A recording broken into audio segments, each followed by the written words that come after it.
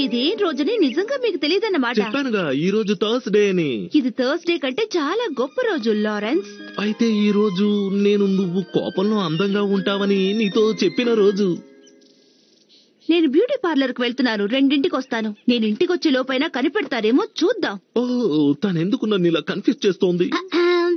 June 15 ఈ రోజు మీ wedding anniversary.